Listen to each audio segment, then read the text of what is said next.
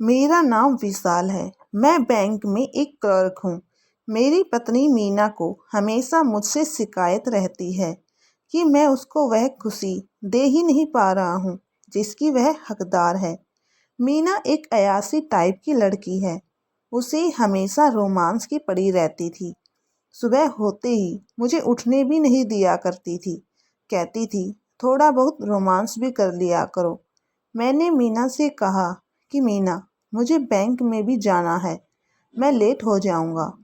मीना मुझसे कहती है कि हाँ तो बैंक में थोड़ा लेट चले जाया करो तो क्या हो जाएगा। मैंने मीना से कहा कि बैंक में टाइम पर जाना भी बहुत ज़रूरी है। मैं रोज की तरह सुबह 8 बजे ही निकल जाया करता था। अखिलेश जो मेरा पड़ोसी है, एक बार पीछे से घर पर आया। उसने बेल बजाई। मीना ने दरवाज़ा खोला। अखिलेश ने कहा, भाभी जी, मेरे घर पर चीनी ख़त्म हो गई है, एक कटोरी चीनी मिलेगी क्या। मीना ने थोड़ा इतराते हुए कहा कि चीनी ही चाहिए या कुछ और भी मसाला। अखिलेश कुछ समझ नहीं पाया। मीना ने कटोरी अखिलेश के हाथों में पकड़ाते हुए कहा, पहले सोच लो, चीनी चाहिए या कुछ और मसाला भी। और फिर दरवाज़ा बंद कर दिया। मीना अंदर जाने लगी। दोबारा फिर से बेल बजने लगी। मीना ने दरवाज़ा खोला और सीधा कहने लगी कि तुमने सोच भी लिया। मीना ने सोचा कि शायद अखिलेश होगा, लेकिन वहाँ पर मेरा छोटा भाई सुमित आया था। मीना ने कहा, सुमित, तुम यहाँ अचानक। सुमित ने कहा, हाँ भाभी, मैं यहाँ कुछ दिनों के लिए आया हूँ, मेरा यहाँ पर इंटरव्यू है। मीना ने कहा, सुमित, चलो अच्छा है तुम आ गई, चलो अंदर आओ। सुमित अंदर चला गया। मीना ने कहा, मैं तुम्हारे लिए चाय कॉफ़ी लेकर आती हूँ, तब तक तुम फ्रेश हो जाओ। मीना चाय लेकर सुमित के पास आती है। सुमित ने अपनी शर्ट नहीं डाल रखी थी। मीना अंदर कमरे में आती है और कहती है कि सुमित, चाय पी लो। सुमित ने कहा, भाभी, 1 मिनट रुको, मैं अभी शर्ट पहन लेता हूँ। मीना ने कहा, तुम्हें शर्ट पहनने की क्या ज़रूरत है, इतनी अच्छी खासी बॉडी दिखाने के लिए तो है। सुमित ने कहा, थैंक्स भाभी। फिर सुमित ने मीना से चाय ली। मीना सुमित को चाय पकड़ाती हुई उसके हाथों को अजीब तरीके से टच करने लगी। सुमित ने चाय ली। फिर शाम को जब मैं घर आया तो सुमित को देखकर सरप्राइज रह गया। मैंने कहा, सुमित, तुम यहाँ अचानक कैसे। सुमित ने बताया कि मैं यहाँ भाई इंटरव्यू के लिए आया हूँ। मैंने सुमित से कहा, क्या यार सुमित, तुम भी क्यों प्राइवेट नौकरी के चक्कर में पड़ते हो, सरकारी नौकरी की तैयारी करो, मेरी तरह सरकारी जॉब क्यों नहीं लग जाते। सुमित ने कहा, नहीं भाई, मैं प्राइवेट नौकरी करना चाहता हूँ, मुझे सरकारी नौकरी में कोई दिलचस्पी नहीं है। मीना ने कहा, सही तो है, जो प्राइवेट नौकरी करना चाहता है आपकी तरह सरकारी नौकरी क्यों करे। मैंने मीना से कहा, तुमसे तो बहस करना ही बेकार है। फिर मैंने सुमित से पूछा कि तुम्हारा इंटरव्यू कहाँ पर है। सुमित ने कहा, रोहतक में। फिर मैंने कहा, यह तो यहाँ से दूर पड़ता है, फिर तो तुम वहाँ हॉस्टल लेकर वहीं पर रह लेना। मेरे आगे कुछ बोलने से पहले ही मीना बोल पड़ती है कि सुमित वहाँ क्यों रहेगा, जब हमारा यहाँ पर घर है तो उसे वहाँ रहने की क्या ज़रूरत है, यही हमारे पास रह लेगा, इसे आने जाने में क्या तकलीफ़, मैं इसका अपने भाई से कहकर पास बनवा लूँगी, फिर से कोई परेशानी नहीं होगी। मैं मीना को अच्छी तरह से समझता था, वह यहाँ सुमित को क्यों रोकना चाहती थी। खैर, मैंने कुछ नहीं कहा। हर रोज की तरह मैं सुबह टिफ़िन लेकर बैंक में जाने के लिए घर से निकल पड़ा। मेरे घर से निकलते ही मीना ने मौके का फ़ायदा उठाया और सुमित के पास जाकर सुमित को हर तरह से बहलाने फुसलाने लगी। उसने सुमित को हर तरह से बहलाया और सुमित उसके चक्कर में आ गया। जब भी मैं घर से निकलता, पीछे से वे दोनों अयाशी करने लग जाते थे, मुझे धोखा दे रहे थे। जिस भाई पर मैंने इतना विश्वास किया, उसे पढ़ाया लिखाया बड़ा किया, वह भी सुमित मुझे धोखा दे रहा था। एक रात को मीना मुझे उकसाने लगी, कहने लगी, क्या घोड़े बेचकर सो रहे हो, कुछ तो रोमांस कर लिया करो। मैंने मीना से कहा, मीना मैं सारा दिन काम करके थक जाता हूँ, मुझे सोने दो। मीना गुस्से में बोलती हुई वहाँ से चली जाती है। मैं सो जाता हूँ। मीना सुमित के कमरे में चली जाती है और वह एक साथ मेरी आंख खुलती है तो मैंने पाया कि सामने रखा जग में पानी नहीं था।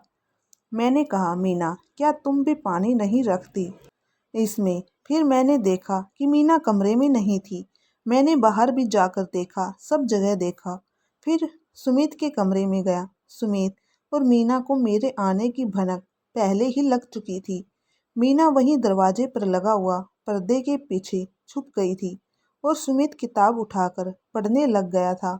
ऐसे दिखावा करने लगा था कि यहाँ पर कुछ हुआ ही नहीं। मैंने सुमित से पूछा, सुमित क्या तुम्हारी भाभी यहाँ पर आई थी? सुमित ने कहा, नहीं भैया, भाभी यहाँ पर नहीं आई। मुझसे कहा, क्या हुआ भैया, अब भाभी को क्यों ढूंढ रहे हो? मैंने सुमित से कहा, पता नहीं, तुम्हारी भाभी कमरे में नहीं है, पता नहीं कहाँ चली गई है। फिर सुमित ने कहा, चलो भैया हम दोनों ढूंढते हैं भाभी को। सुमित ने मुझसे कहा कि भैया आप छत पर जाकर देखो, क्या पता भाभी छत पर हो। तो मैं छत पर चला गया। पीछे से सुमित ने मीना को दरवाजे के पीछे से निकाल कर बाहर जाने को इशारा किया। सभी जगह देखने पर मैं नीचे आया। जैसे ही मैं सुमित को पूछने ही वाला था कि सुमित ने बाहर का दरवाज़ा खोला तो मीना अंदर आई। मैंने मीना से पूछा कि तुम बाहर क्या करने गई थी? मीना ने कहा कि तुम तो कुछ करते नहीं, मेरा सर दर्द हो रहा था इसलिए बाहर टहलने के लिए गई थी। मुझे थोड़ा गुस्सा आया, लेकिन सुमित के आगे थोड़ा मैं खामोश रहा। सुबह नाश्ते के लिए जब हम डाइनिंग टेबल पर बैठे थे तो मीना हमें खाना परोस रही थी। मैंने सुमित से कहा, सुमित तुम्हारा इंटरव्यू भी हो गया, तुम रोहतक में किसी हॉस्टल में रह लो। सुमित ने हड़बड़ाते हुए कहा कि भाई मैं देख रहा हूँ कि कोई हॉस्टल मिल जाए। फिर मीना ने कहा, क्यों, यहाँ रहने में क्या इतराज है, यहीं पर रह लेगा। मैंने पहले भी कहा था कि अपना ही तो घर है। मीना सुमित पर ही ज़्यादा ध्यान देने लगी थी। कभी उसे सलाद के लिए पूछती तो कभी कुछ कभी कुछ। मुझे अच्छा नहीं लग रहा था। फिर मैं बैंक के लिए चला गया क्योंकि मुझे लेट हो रहा था। जब मैं बाहर जाने लगा तो अखिलेश भाई, जो हमारा पड़ोसी है, मुझे रास्ते में मिला और कहने लगा, क्या भाई आप भी रात को छुपन छिपाई खेलते हो? क्या रात को भी कोई खेलने का टाइम है? मैंने पूछा, क्या मतलब? अखिलेश ने बताया, यही कि मीना भाभी सुमित के कमरे से धीरे से निकलकर चुपके चुपके से बाहर आ गई थी और सुमित ने दरवाज़ा खोल फिर वापस अंदर आ गई थी। फिर मुझे समझने में देरी नहीं लगी। मैं वापस अपने घर जाने लगा। अगर मैं सीधा मेन गेट से जाता तो वे पहले से ही अलर्ट हो जाते, इसलिए मैंने मेन गेट से न जाकर अपने कमरे की पीछे वाली खिड़की से जाकर उन्हें सीधा रंगे हाथों पकड़ा।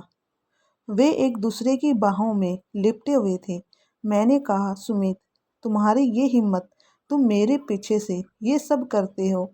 सुमित हक्का बक्का रह गया, एकदम से खड़ा हुआ।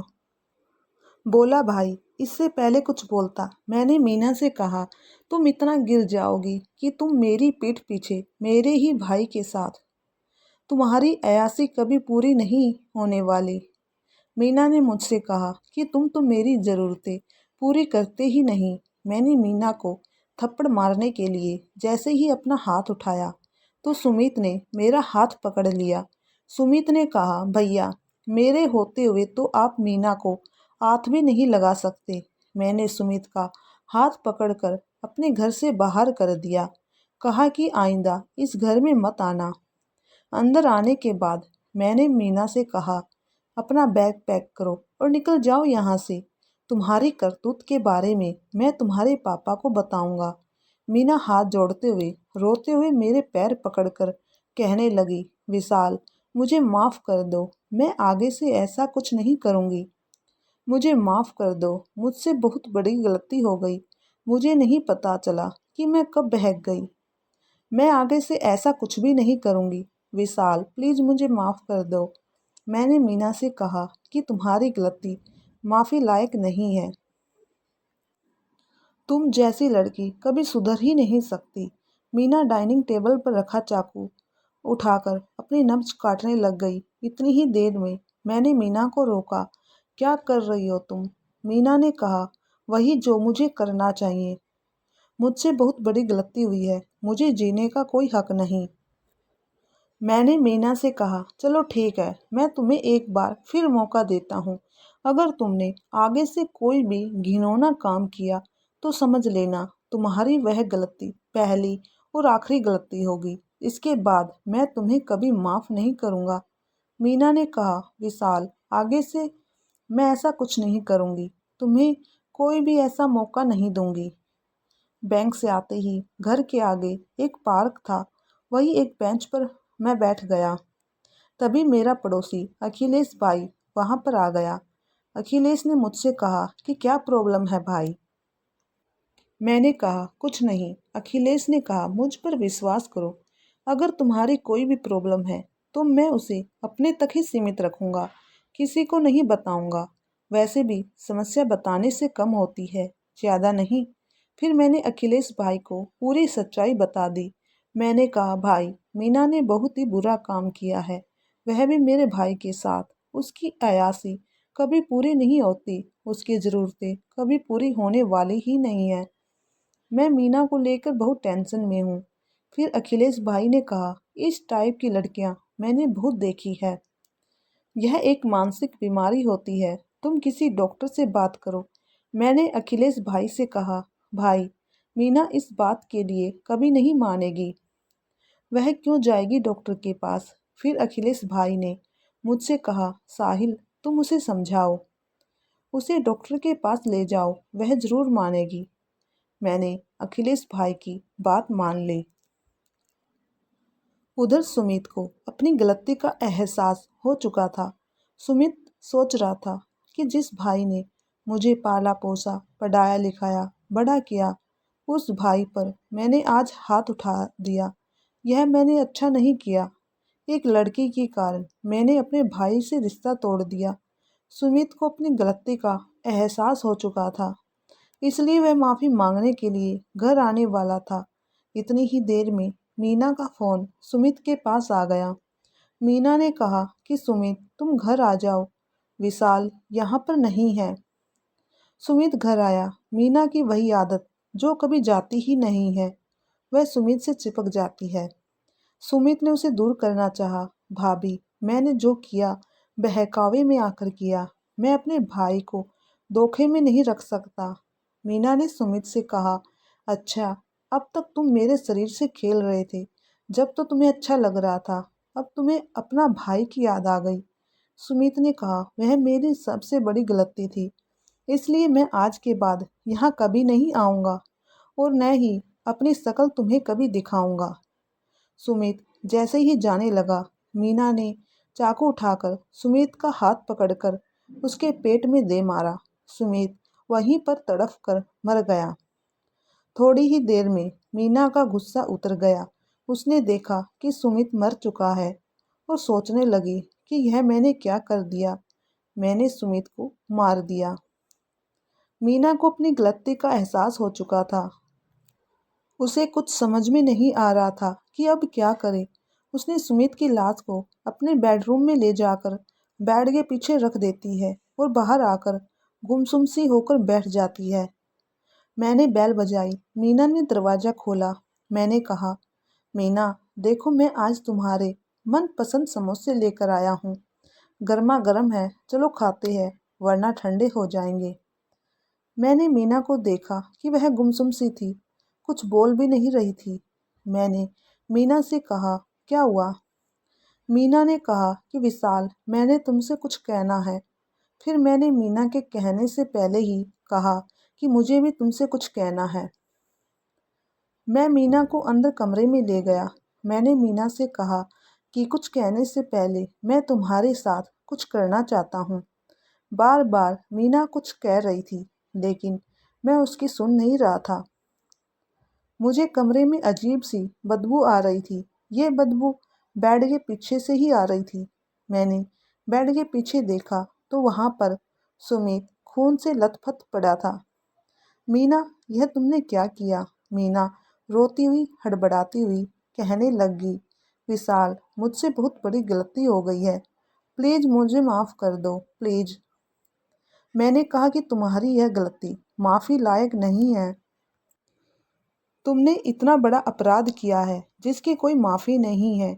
बार बार वह मुझसे विनती करने लगी कि सुमित, मुझे माफ़ कर दो, मुझसे बहुत बड़ी गलती हो गई। मैंने पुलिस को फ़ोन लगाया और पुलिस मीना को पकड़कर ले गई। मेरा भाई मुझे हमेशा के लिए छोड़कर जा चुका था। सुमित को अपनी जान से हाथ धोना पड़ा, वह भी एक अयासी लड़की के कारण। काश वो अपनी भाभी के बहकावे में न आया होता तो आज सुमित जिंदा होता। धन्यवाद।